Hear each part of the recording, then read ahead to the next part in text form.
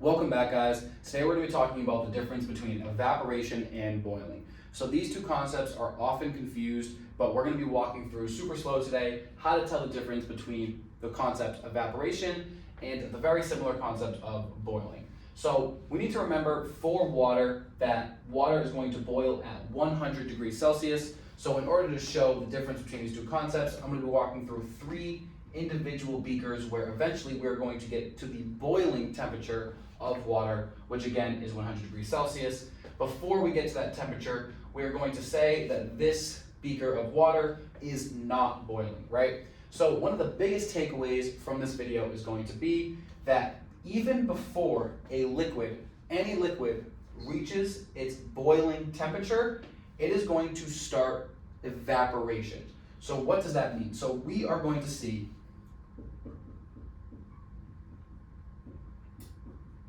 for this beaker of liquid water, we're going to see a bunch of liquid water molecules in this beaker. Now, even before we reach 100 degrees Celsius, what's going to happen is that some of these intermolecular forces between these water molecules, remember, intermolecular forces are the forces that hold two separate molecules together. Some of those intermolecular forces are going to break, allowing some of these water molecules to escape into the gaseous phase. So we are now going to have H2O gas, right? So just again, intermolecular forces are going to be broken, some of them. And remember, for evaporation, one thing to keep in mind is that this is going to be a very small amount. Remember, if we leave a beaker of water on a table at room temperature overnight, we are not going to wake up in the morning and see that all of that water is gone, right? This is going to be a little amount of gaseous water formed, right? So again, liquid water molecules breaking intermolecular forces, allowing it to escape to the gaseous phase. Now, let's analyze this H2O gas. Some of this H2O gas, not all of it, is also going to say, hey, I actually want to return to this beaker of liquid water. So some, again, not all of it, some of it is going to return to the beaker of water and become liquid H2O again. Now this is called condensation. And we already know that this process right here, where the water escapes into the gaseous phase, is going to be evaporation. So evaporation is going to be when a liquid, not just water, but any liquid, is able to break those intermolecular forces before it reaches its boiling temperature. That's the important part, that we have not reached the boiling temperature yet. It is just escaping and forming this gas. Now, one really important concept that we need to talk about when discussing evaporation and boiling is the concept of equilibrium vapor pressure. So equilibrium vapor pressure is a very important concept. I have a separate video going over just equilibrium vapor pressure, but for now, let's talk about how we can relate this to evaporation and boiling. So when these liquid water molecules escape and form gaseous water, we need to remember that this gas is going to have a pressure value associated with it, right? This H2O gas is going to have a certain pressure that it exerts on this beaker of liquid water. That pressure is going to relate to our equilibrium vapor pressure. However, equilibrium vapor pressure describes this pressure at a very specific moment in time. Equilibrium vapor pressure is going to be this pressure when the rate of evaporation is equal to the rate of condensation. So when the rate of evaporation is equal to the rate of condensation, that is, when the rate that this process is happening is equal to the rate that this process is happening, we're going to analyze this amount of gas right here and say, okay, what is the pressure that this gas right here is exerting on this beaker? That is going to be the equilibrium vapor pressure at 25 degrees Celsius for water. Now, that doesn't mean that at 25 degrees Celsius, every liquid will have the same equilibrium vapor pressure, but for water, at 25 degrees Celsius, there's going to be an equilibrium. Remember, equilibrium is when two rates are equal to each other. That is, this rate and this rate are equal to each other. We're going to say this pressure, when the following is true, rate evaporation equals rate condensation, that is going to be our equilibrium vapor pressure at this temperature.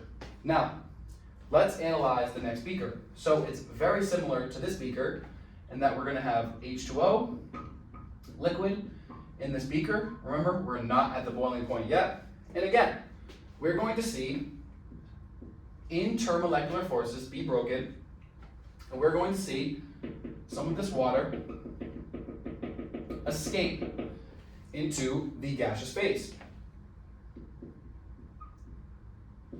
And then what we're going to see, some, not all of this H2O gas is also going to want to return to the liquid water.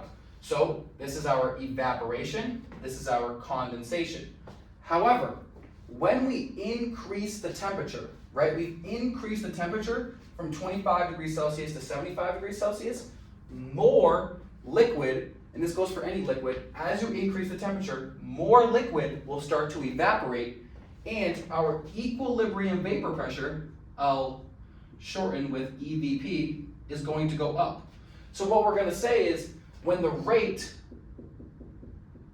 of evaporation equals the rate of condensation at 75 degrees Celsius, this pressure that this gas is exerting on the beaker is going to be higher. This pressure right here is going to be getting higher. There is more H2O gas because there is more evaporation happening at 75 degrees Celsius.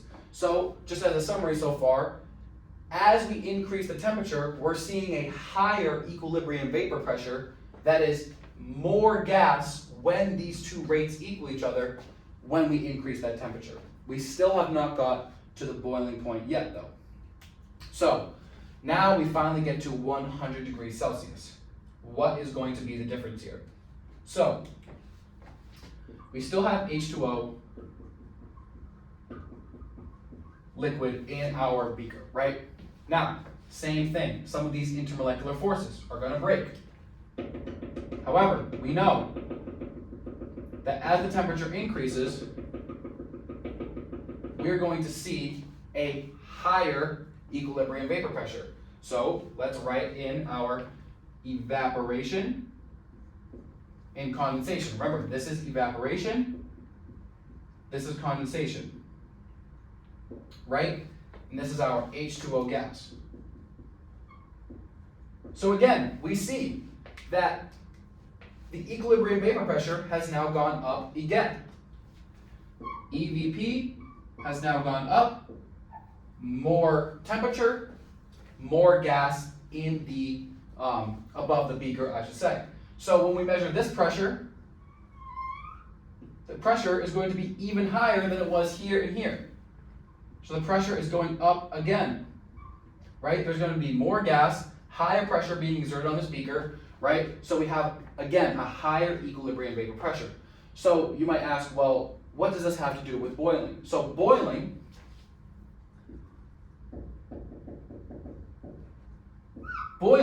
is when the equilibrium vapor pressure equals something called the atmospheric pressure.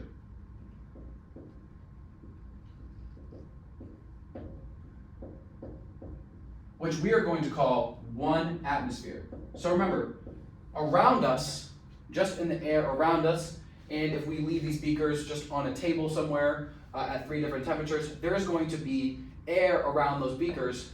There is going to be an atmospheric pressure, that is just the pressure from the atmosphere around us pressing down on all of these beakers. So no matter what temperature they're at, there is going to be an atmospheric pressure, and atmospheric pressure is 1 atmosphere under normal conditions.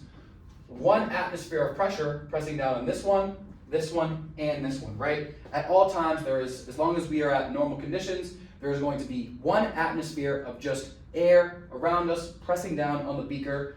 And what we're going to see is that when the equilibrium vapor pressure has got so high because the temperature has got to its boiling point, we're going to see that this equilibrium vapor pressure is now equal to the atmospheric pressure, right? So the reason that water has a boiling point of 100 degrees Celsius is that we have now seen that at 100 degrees Celsius, the equilibrium vapor pressure has increased so much that is now equal to the atmospheric pressure. So what we can see is that the pressure of this gas right here must be 1 atmosphere. And if we looked at the pressure here, we know this is going to be less than 1 atmosphere and much less than 1 atmosphere, right? So just as a summary, liquid water molecules or any liquid is always going to evaporate, escape, break those intermolecular forces a little bit before it even reaches its boiling point, right?